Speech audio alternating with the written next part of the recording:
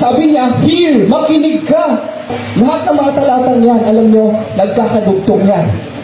Yun ang kagandahan sa Biblia, mga kapatid. Sabi niya, hear, makinig ka. Ito bang nais ng Diyos na ating pakinggan? Na ang Panginoon nating Diyos ay nag-iisa lamang Panginoon. Kung mayroong nagsasabing may dalawang Panginoon, kung mayroong nagsasabing tatlong Panginoon, kung may magsasabing maraming Panginoon, sorry, hindi natin i-accept yan because the Lord said, and my sheep hear my voice. And sabi niya, hear, O Israel, the Lord our God is one Lord. That's why hindi ka po nagkamali kung bakit tayo nandito. Dahil tayo sumasampalataya sa nag-iisa lamang Panginoon na siya ang ating Diyos, mga kapatid at kaibigan. And thou shall love the Lord thy God. Hindi lang tayo hanggang pagkakilala lang na mayroong nag-iisang Diyos, kundi mahalin natin siya ng buong kaluluwa, ng buong puso at ng buong lakas. Hindi natin pwedeng sabihin na hanggang isipan lamang.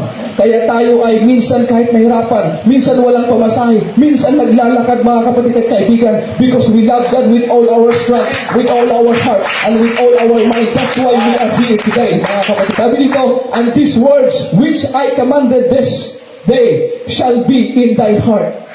Praise the Lord. Ito ang sabi ng ating Panginoong Jesus. Deuteronomy, Old Testament yun, kanina mga kapatid. Yan. Ano ba ang sinabi ng New Testament? Nung nagtanong ang isang tao doon kay ating Panginoong Jesus, Panginoon, ano ba ang unang kautusan? Sabi ng Panginoon, eto. And Jesus answered him,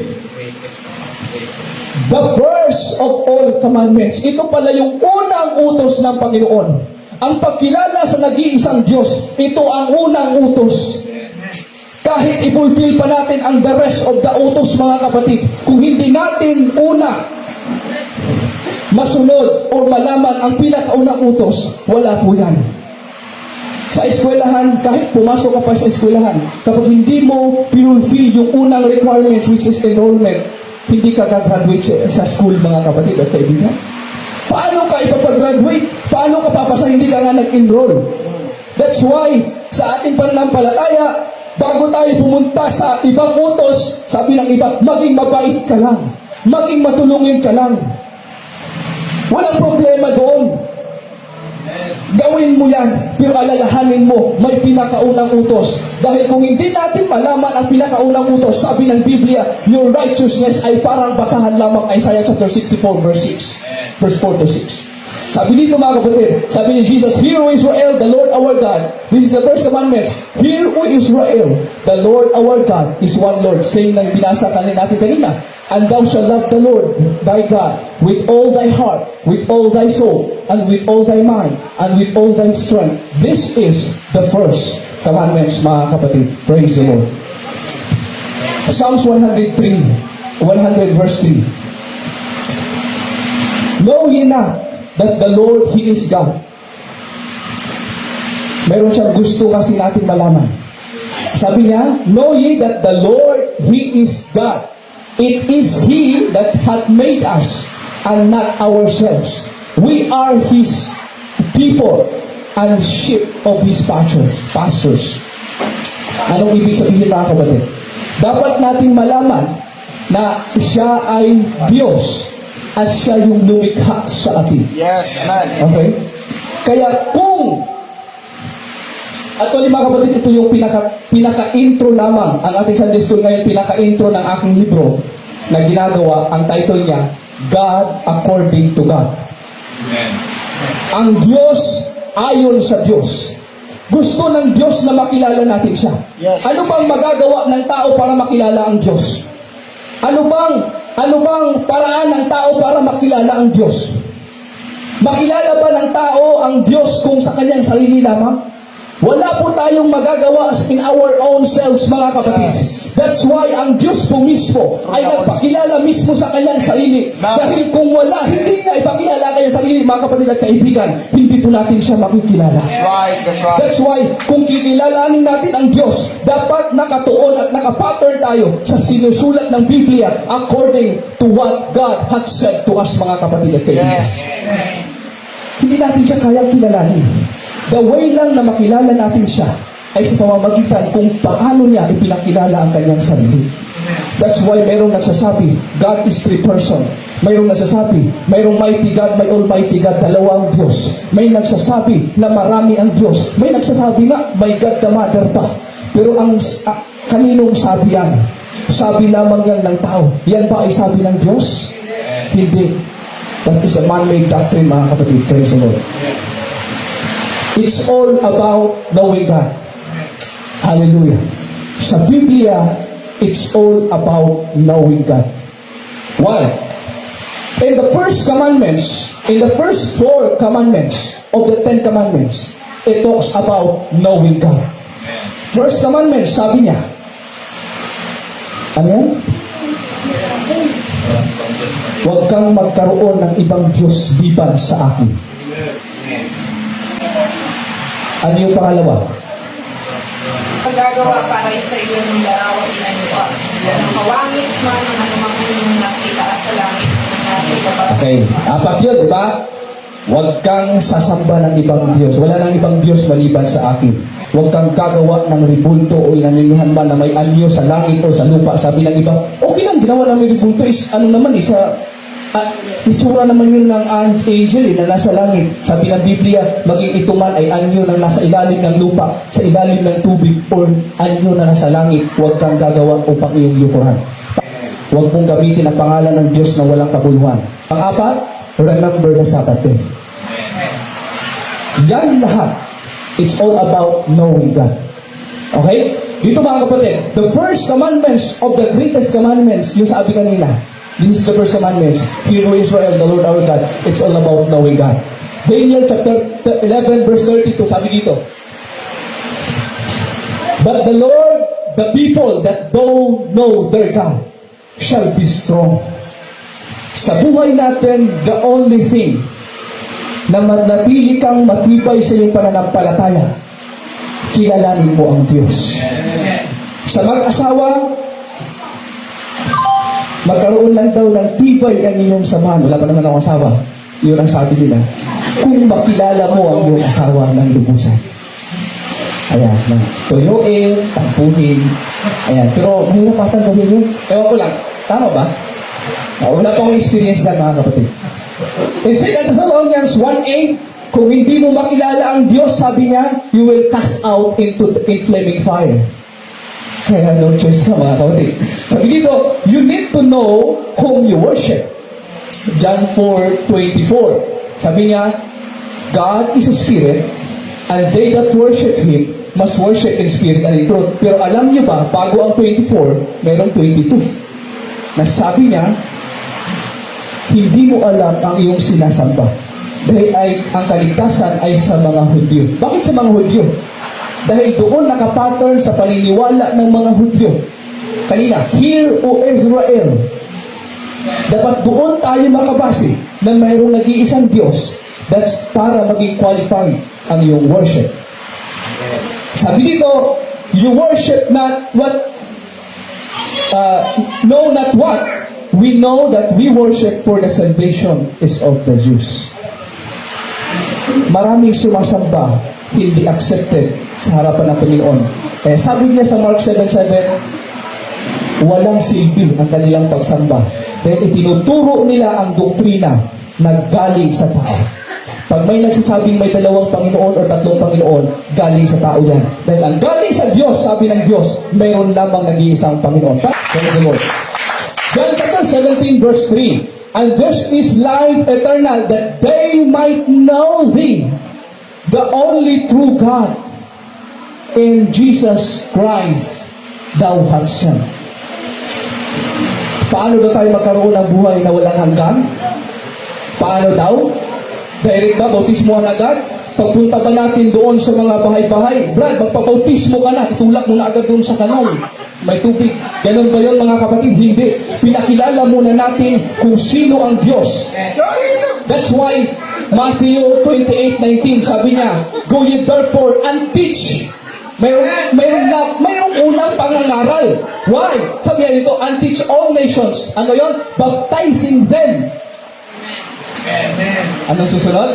In the name of the Father and of the Son and of the Holy Spirit. Sabi ng ilan, bakit hindi na lang dinirect yan in Jesus name kung siya din pala? Why? Because nandoon muna, kailangan mong makilala what is the name of the Father, what is the name of the Son, and what is the name of the Holy Spirit. And doon sa Acts chapter 2, nakilala nila yan ng mga apostol. That's why, nung katuparan mula sa Acts 2:38, they were baptized in Jesus name. Why? Because they know.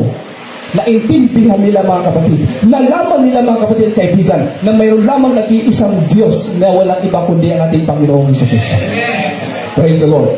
Hosea 6:3, kaya't ating kilalanin si David na makilala ang Panginoon. Jeremiah chapter 9 verse 24, ngunit ang may nais magmalaki. Ano daw? Magmalaki, magmayabang. Ano same? Sabihin na nila mayabang tayo, okay lang. Basta hindi mo pinagmayabang ang sarili mo, anong pinagmayabang mo? Ay magmalaki ng ganito na siya'y may pagkaunawa at nakakakilala sa akin. Walang problemang magmayabang ka. Basta ipagmayabang mo na mayroong nag-iisang Diyos. Okay lang yan mga kapatid at kaibigan. Dahil yan ang katotohanan na dapat talaga natin itataas. Praise the Lord. Okay, tinanong ko kagabi si Commission. Yan. Sagot. Anong tanong ko kagabi, Commission? Kasi may mga nagsasabi, ayan, mga wanis kayo. Mga wanis. Sabi niya.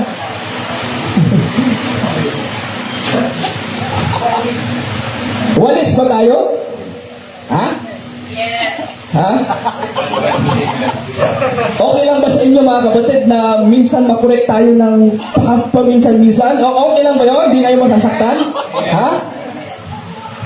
Kasi tinanong ko kami si Commission. Commission, tayo ba? Wanis tayo? Hindi niya ako sinagot. Sinagot niya pala ako. Anong sagot mo?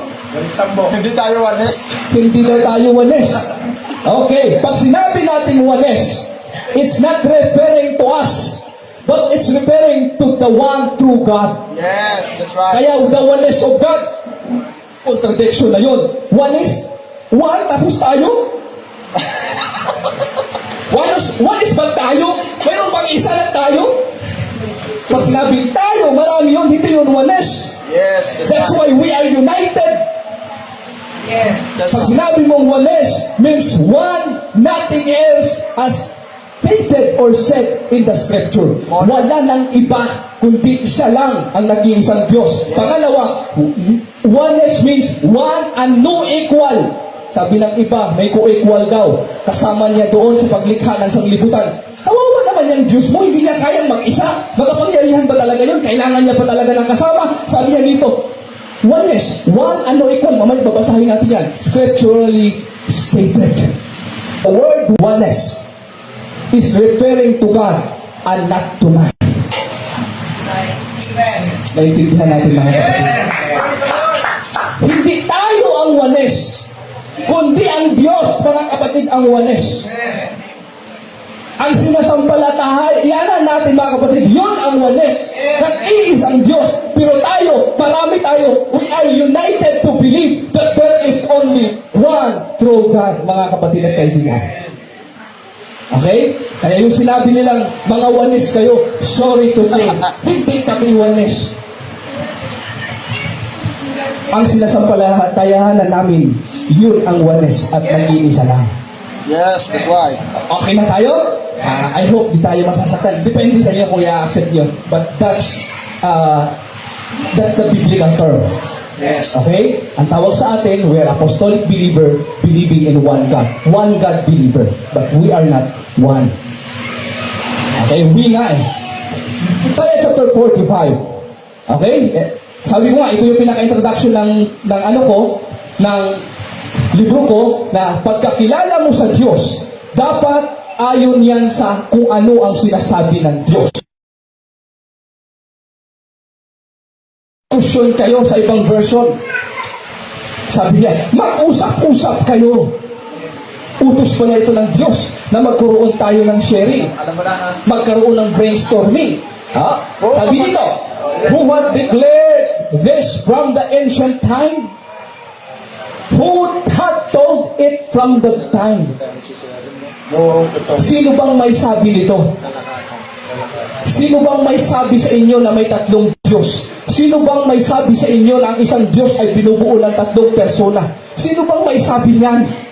Si Alima. Ha? Hindi ba? Kasi kung hindi yan ang sinasabi ng Biblia, kung hindi yan ang sinasabi ng Diyos, paniwalaan mo ba yan? Kasi kung hindi Diyos ang nagsabi, tao ang nagsabi nun. That's right. Kung hindi Diyos ang gumawa, tao ang gumawa nun. Napakadelikado na ang ating pundasyon sa pananampalataya sa nag-iisang Diyos ay nakabase lamang sa pundasyon ng tao. Man-made doctrine. Man-made doctrine. Sinasabi ko dito, yung aral na hindi sa Diyos. Pero kung ang pundasyon mo ay sinasabi ng tao ayon sa sinasabi ng Diyos, walang problema yun. Amen? Kaya sabi niya dito, who had told it from that time, pang may sabi sa atin na meron lamang nag-iisang Diyos. Sino? Sabi dito, have I not the Lord? Kaya wag mong ikahiya na ipangaral na meron lamang nag-iisang Diyos dahil yan mismo ang sinasabi ng Diyos. God according to God, not God according to man. Hindi natin kikilalanin ang Diyos based on our own perspective, but kikilalanin natin ang Diyos kung paano niya ipinakilala ang kanyang sarili sa atin. That's why sabi dito, sino bang may sabi niyan? Sabi niya, di ba ako ang na Panginoon? Have I not the Lord? And there is no God else beside me. Ano yung one is kanina? No one, ano yun? No one else. One and nothing else as stated in the scripture. No. Sabi niya, and there is no God else beside me. Sabi ng ilan, mayroon pa siyang katabi. Pero sabi niya, wala akong katabi. Wala akong kasama. Sabi ng Diyos, I just God and Savior, there is none beside me. Maraming ito mga kapatid. Sa New Living Translation, sabi nito, consult together.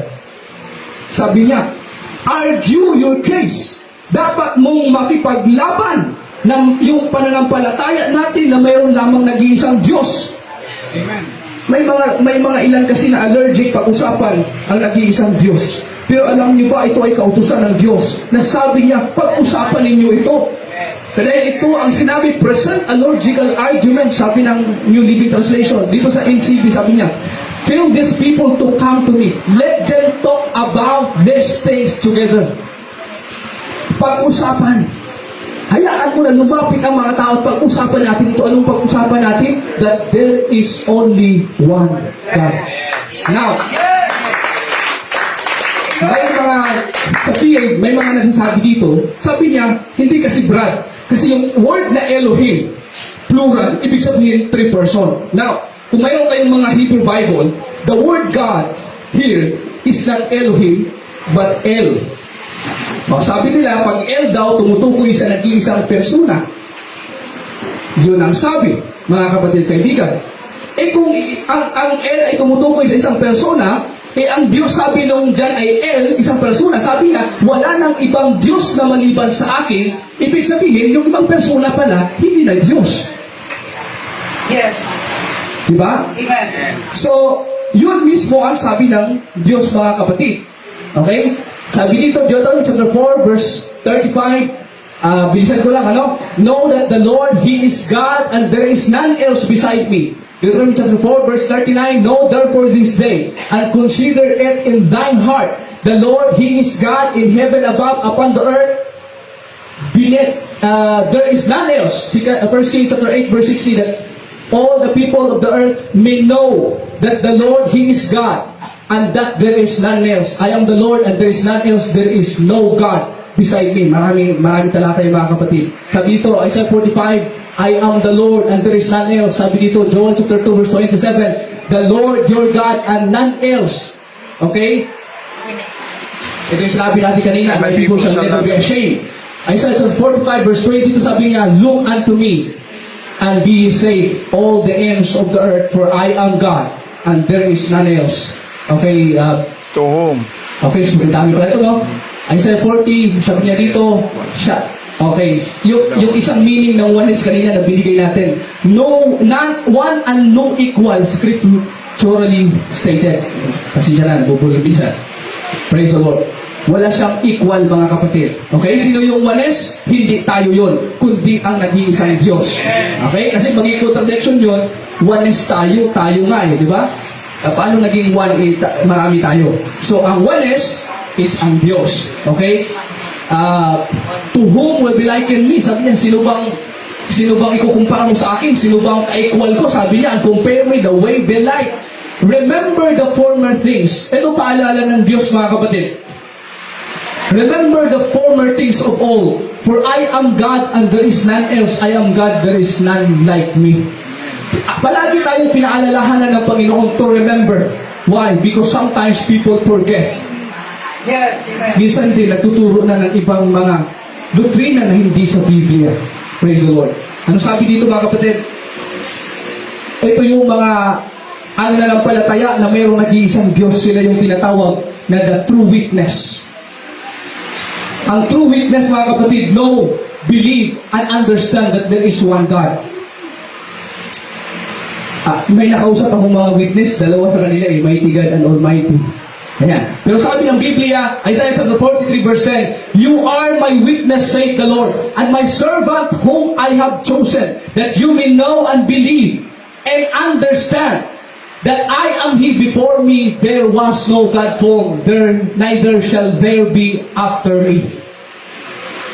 Kapag ikaw ay mga saksi, ikaw ay saksi, dapat kang sumasampalataya na mayroon lamang nag-iisang Diyos. Kaya kung mayroong nagpakilala sa inyo na sila ay saksi, ngunit nagsasabi na may dalawang Diyos, Mighty God and Almighty God, hindi yan totoong saksi. Dahil ang totoong saksi ayon sa Biblia, ang totoong saksi ayon sa Diyos, sabi niya, naniniwala, sila ay mga kumilala, sila ay naniniwala, sila ay nakaintindi na mayroon lamang nag-iisang Diyos and there is none else, mga kapatid at kaibigan. Okay, sabi dito, Isaiah chapter 44 verse 6 to 8, Thus saith the Lord, the King of Israel, and His Redeemer, the Lord of hosts, I am the first and the last. Tingnan nyo na, mga kapatid, sabi ng iba, si Jesus ay second person. Pero no, hindi yan ang sinasabi ng Biblia. Hindi yan ang sinasabi ng Diyos. Dahil ang sabi ng Diyos, He is the first and the last. Paano naging second? Paano naging third, mga kapatid? Eh sabi nga siya ang first and the last. Sabi dito, Thus saith the Lord, You are even my witness. There is there God beside me? Tanong ito ng Diyos. Yung nag-iisang Diyos na kinikilala natin, sabi niya, meron pa bang ibang Diyos na katabi ko? Sabi ng ibang, meron. Yan ay ang anak. Yan ay ang banal na espiritu. Pero sorry to say, dahil ang sabi ng Biblia, sabi ng Diyos, I know not any. Kung hindi alam ng Diyos na mayroon siyang katabi, at alam nila na mayroon siyang katabi, mas matalino pa sila sa Diyos. Papayag kayo yun? Hindi. Pero kahit ang katalinuhan nila, kaya sabi ng Biblia, ang kanilang katalinuhan sa mundo ay kamangmangan sa harapan ng Diyos. Bakit, mga kapatid? Kahit abot pa nila, sabi ng Biblia, ever learning but never able to come to the knowledge of truth. Sila ay nag-aaral, mga kapatid.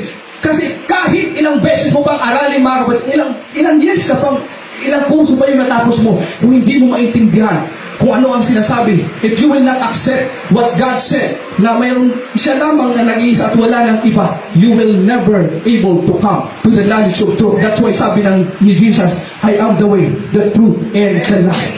He is the truth. If you know, kung gusto mong alamin ang katotohanan, kung gusto natin alamin ang truth, mga kapatid, come to Jesus, because He is the truth. And kung malaman natin kung sino siya, the truth will set you free. Sabi ng Biblia. Yes. Yung lamang katotohanan ang magpapalaya Amen. sa atin. Praise the Lord. Kaya dati masakit, mas natanggapin yung salita nilang gwapo ako. Pero nung nalaman ko ang katotohanan, tinanggap ko ng mga kapatid. Di ba kami sure? Totoo yan. Diba? Ang sakit. Isa nang iyak kong lumabas. Ginigising ko lang kayo, mga kapatid. Pero depende sa inyo kung kayo maniwala. Bawi na lang kayo kung kayong makahawak ng mic. Okay? Praise the Lord. Sabi dito, bakit pa gusto ng Diyos na makilala natin siya? Pasensya na mga kapatid ha, wala akong masyadong ginagawang na PowerPoint kasi minamadali ito. Sobrang busy sa work pero salamat sa Diyos ay pinayagan tayo ng ng company na hindi papasok hapon sa silang. Sobrang layo pa naman. Okay, blessing mga kapatid. Sabi dito, bakit ba gusto ng Diyos na makilala natin siya? Number 1, para magkaroon ka ng life eternal. Eternal life. Gusto ba natin ng eternal life? Kung gusto natin mga kapatid, sabi dito, and this is life eternal, that they might know thee, the only true God, and Jesus Christ, whom thou hast sent. Okay? At 2 Thessalonians 1:8, sabi niya, in flaming fire, taking vengeance from them that know not God and obey not the gospel. Kung makilala natin ang Diyos, sabi niya, eternal life. Pero kung hindi daw natin makilala ang Diyos, anong sabi? In flaming fire. That's why ganun kahalaga ang pagkilala sa Diyos. Dahil, sabi ko nga, nung Sunday school natin sa Ubando, yung pagkilala sa Diyos, yun lang yung way para mabuo sa iyo yung tinatawag na pananampalataya, pagmamahal, ano yung isa? At pag-asa. Why? Mahirap magtiwala sa isang tao na hindi mo kilala. Diba? Basta-basta ka nalang ba, sir, magpapatulog sa bahay mo na hindi mo kilala? Hindi, kilala mo muna. Sino ka, brother? Sino ka, sir? Kaya hirap minsan mabuo ang paniniwala at pananampalataya natin kung hindi natin nakikilala ang Diyos. Okay? Pupunta ka sa isang bukid, may mga driver doon na nakapila, tapos may isa doon paika-ika, siyempre, hindi mo pa siya kilala. Yung pinabasihan mo, yung sight mo lang, kung ano yung nakita mo. Diba? Sasakay ka doon sa hindi paika-ika. Pero nung nalaman mo na yung paika-ika pala, siya pala yung pinakamagaling na driver doon at lahat ng mga able, yun pala ay mga practice pa lang at naranasan mo na yung gas-gas dahil natumba kayo, sa susunod na pupunta ka doon, nakikilala mo na. Saan ka sasakay? Doon na sa paika-ika. Bakit? It's by knowing, mga kapatid. Ganon din sa pagmamahal. Walang mag-asawa, walang magkarelasyon na hindi natin matawag na magkarelasyon kung hindi nakakilala eh. Walang tao magkatapos ikasal, saan pa lang niya tinanong, Miss, ano nga yung pangalan mo? Walang ganon. Walang ganon, mga kapatid. Kinakilala mo muna. At doon sa pagkilala, doon nabubuo yung pagmamahal. That's why, ito yung maintindihan natin yung plano ng Diyos. Gusto natin na makilala natin siya. Gusto niya na makilala natin siya. Why? Para magkaroon tayo ng pananampalataya. Para magkaroon tayo, ma-develop sa atin yung pagmamahal. At kung matutunan mo yung pananampalataya, sabi ng Biblia, Hebrews chapter 11, mga kapatid, nung nanampalataya si Abraham, sumunod siya. Sabi ng Biblia, for God so loved the world that He gave.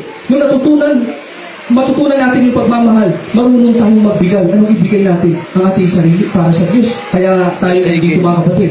Praise the Lord. Okay, God's plan for our salvation. Sabi niya dito, mga kapatid, ito yung plano ng Diyos. Okay? Look unto me and be ye saved, all the ends of the earth, for I am God, and there is none else. Sabi niya, look unto me. Paano natin siya tingnan? God is a spirit. Sabi ng Biblia, walang nakakita sa Diyos at nabubuhay. Paano natin siya titingnan? Ito ang sabi ng Isaiah chapter 59, mga kapatid. Sabi niya, ito yung isa sa mga hindrance kung bakit hindi natin niya kayang gawin, yung look unto me. Behold, the Lord's hand is not shortened, that it cannot save. Ito yung plano niya upang iligtas tayo. Neither His ear is heavy, that it cannot hear. But your iniquities have separated between you and your God, and your sins have hid His face from you, that He will not hear. Isaiah 35, verse 4. ito yung plano ng Diyos. Para lubusan natin siya makilala, sabi niya, "Behold, your God will come with vengeance, even God with a recompense. He will come to save you." Siya'y paparito sa atin upang tayo'y iligtas mula sa ating pagkakasala. Bagamat tayo'y kanina nahiwalay sa Diyos sa pamamagitan ng kasalanan, sabi niya, pero siya'y pupunta dito para iligtas tayo mula po sa ating pagkakasala. Paano mangyari yun? Sabi ng Isaiah 42 verse 13, "The Lord shall go forth as a mighty man."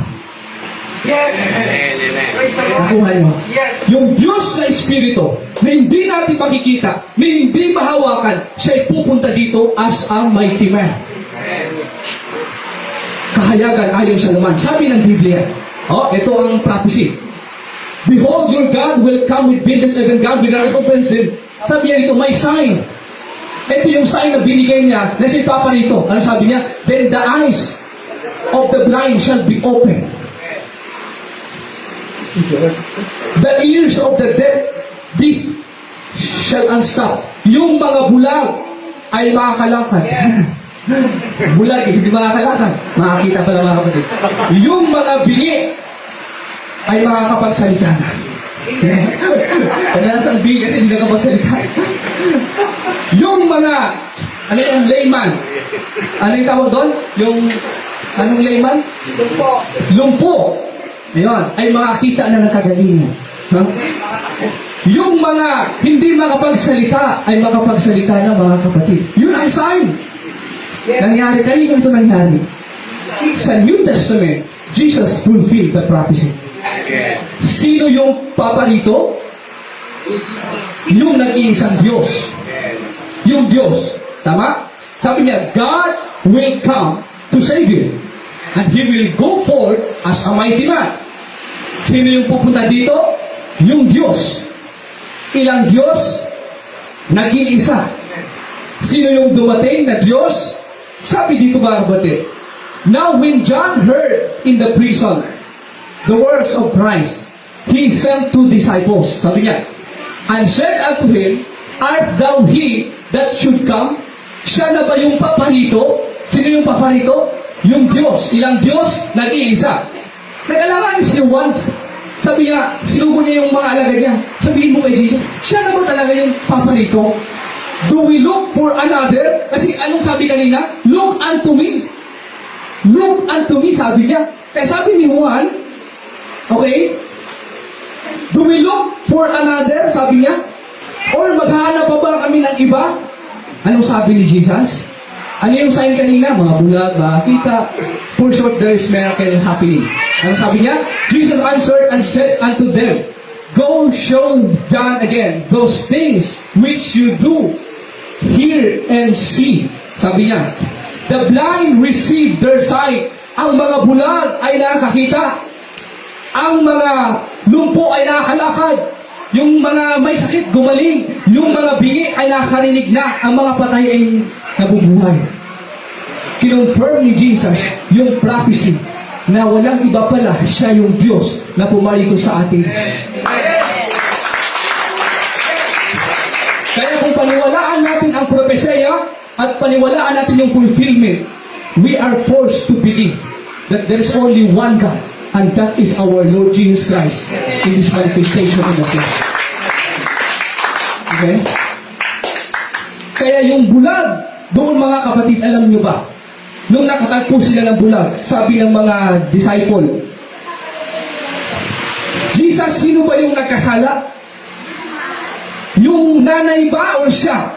Natandaan niyo yung story na yun?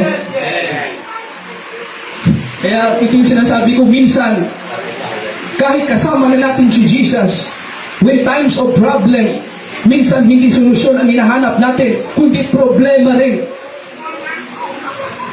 Diba?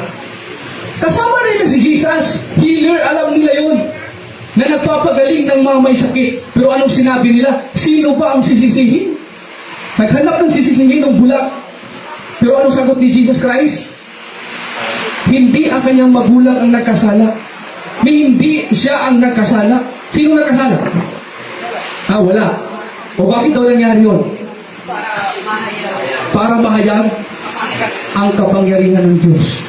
Alam niyo ba yung bulag ngayon? Napakalaking rule niya, napakalaking parte niya sa fulfillment of the prophecy. Dahil doon sa kanya, yung sinabing, the blind receive their sight. Katuparan yun na pagkilala na si Jesus ang siyang nag-iisang Diyos na pumunta sa atin dito. Minsan kung ano bang nangyari na hindi maganda sa sarili mo, don't blame others. Don't blame yourself, mga kapatid. Minsan pinahintulutan niya ng Panginoon to reveal, mga kapatid, to demonstrate the power of God in your life. Hallelujah. Napakasarap, mga kapatid, na makilala natin ang ating Diyos. Kaya doon sa verse natin kanina, the people shall know their God, shall do exploits, shall be strong. Why? Because kung makilala natin ang Diyos, mauunawaan natin yung mga bagay-bagay na hindi nauunawaan ng sanglibutan. Nung dati, wala kang pera, ngayon, wala pa rin. Pero bakit ngayon, natagpuan mo yung saya na kahit same ng situation? Minsan, kahit manampalataya ka, yung situation mo hindi nagpapago. Pero nagpapago how you deal on that situation.